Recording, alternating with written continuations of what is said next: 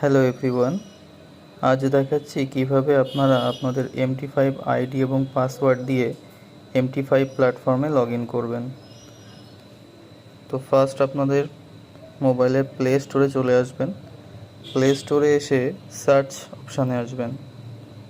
Search অপশানে আসার পর এখানে সার্চ করবেন MT5 লিখে এখানে সার্চ করবেন। দেখুন এখানে এই যে MetaTrader 5 MT5 এটা ইনস্টল করবেন। ইনস্টল হয়ে গেলে ওপেন করবেন। দেখুন ওপেন করার পরে টার্মস অ্যান্ড কন্ডিশন আসছে, এগুলো অ্যাকসেপ্ট করে দেবেন। এটা কেটে দেবেন। এবার ফাইন্ড ব্রোকারে ক্লিক করবেন।